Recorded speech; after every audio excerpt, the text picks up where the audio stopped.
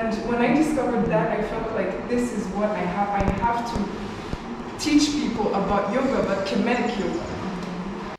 Blessings, everyone. So today I had the absolute pleasure of attending a mental health workshop that focused on the African perspective in Rwanda. And this workshop was the Well-Being Inspires Well-Doing. As you can see here, we had multiple presenters, and this was very well timed as the month of April is the month of commemoration and remembrance for the genocide that occurred several years ago. So this was very well timed, and it's very needed so that people can focus on their mental health and focus on healing during this time. Remember to subscribe, like, and share so that you don't miss out on any upcoming videos. So today we're going to focus on Kemetic Yoga. The workshop focused not only on the background of the genocide and some of the healing that's needed there, but it also connected with Kemetic Yoga and how we can use movement of the body and also the strengthening of our minds to deal with trauma and pain that we might encounter in our lives. Kemetic Yoga is an Egyptian system of yoga which involves a combination of physical movements, deep breathing techniques, and meditation. This form of yoga has larger emphasis on breathing patterns while also including philosophies of self-development, healing of mind, body, spirit, and self-discovery. It has long been discovered by our ancestors, but we're only studying it today. See, they were so far in life, they knew so much. The purpose of yoga, where today the Western version of yoga is to develop physical, our muscles or physical health and stuff like that. The Egyptians' point of view was to unite the higher self and the lower self. It's more than just the physical or stress relief that we find today in the Western culture, but it's way deeper, how we connect with our soul, our body, and everything that surrounds us. Thanks. Thank you for the presenters. I have one question, it's a comment pretty much for Ornella and Tiffany. I found it a bit, it's interesting, especially what Tiffany was saying earlier. I don't know if she can hear me. Can you hear it, Tiff? Okay, yes. good. Yes. In things that she mentioned, when you have, you lose someone, you lose something. If I connected to the genocide against the Tutsi, and Ornella talked about it, how she felt.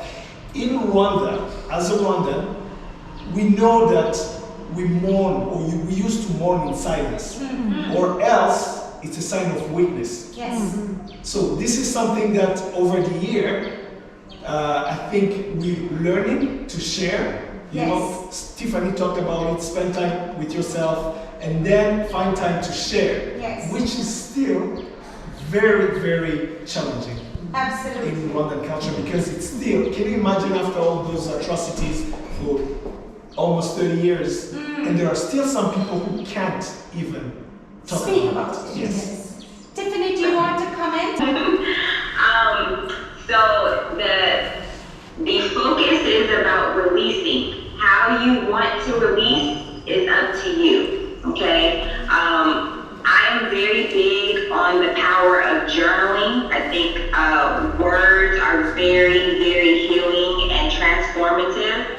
And so even if you are surrounded by individuals that are uncomfortable talking, if you can find one person, just one person to share words with, and it doesn't even have to be verbal, but it could be on a piece of paper, that could be helpful.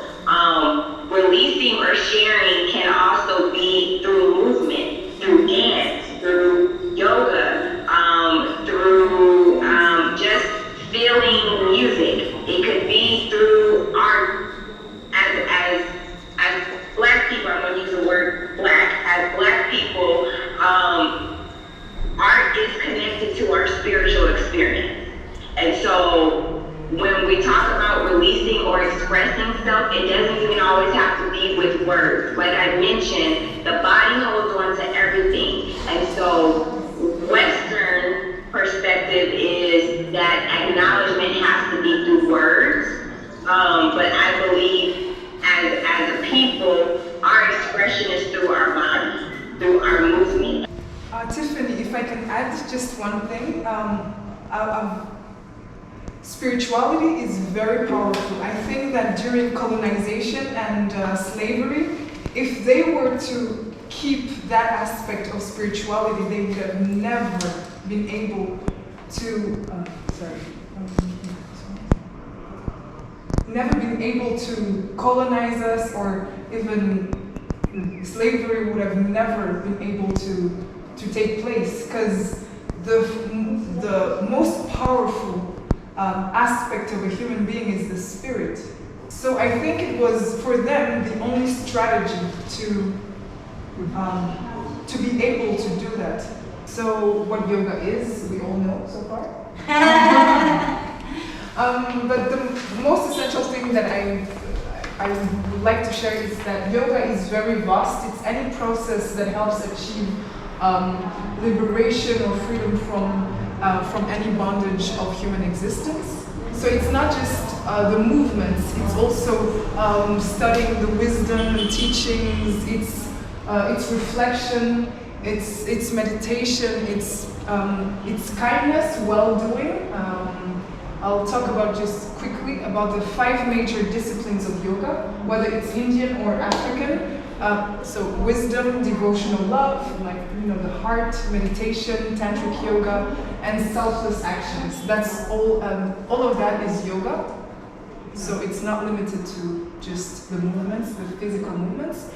The origins of yoga, just like I said before, are from Africa. Their purpose back then, the purpose of Kemetic Yoga was to harmonize energies, promote physical health, also to direct the mind in a meditative state, and to discover the divine conscious of every individual. These are actually, like this Sphinx, it's a Kemetic Yoga pose. And you also find these writings all over the tombs, the temples, like these are the examples. So you can see that it dates back from 10,000 BC, whereas the Indian, this is a chronology of yoga. So you can see that the Kemetic Yoga starts with BC, whereas Indian Hatha Yoga was the basis of yoga in India. It starts only in the 10th century AC.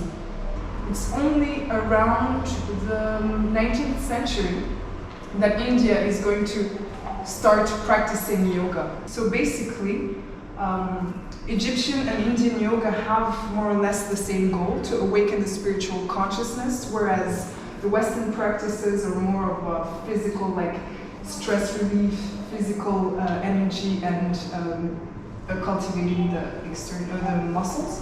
What Tiffany was saying, there are a lot of studies that have shown that meditation and yoga is an alternative or a treatment for mental and physical ailments. Like, for instance, mental treatment, you also have a lot of soldiers who have undergone a lot of yoga sessions to heal their PTSD after wars in the US. Let's say stress, PTSD, depression, and physical ailments. Basically, yoga is very healthy. That's what I'm trying to say. Yeah. All right, guys, I hope you enjoyed some of the clips from the seminar. I thought this health well-being seminar was very, very appropriate, especially for the time period that we're in here in Rwanda. And I encourage everyone who is interested in learning more about it to do some more research online, learn more about it, and also reach out to some of the individuals that I have posted in the beginning. All of their information is on the flyer if you would like more information. Remember to subscribe, like, and share. I have a whole bunch more videos coming up, and if you are not subscribed, you will miss out. Take care and be blessed.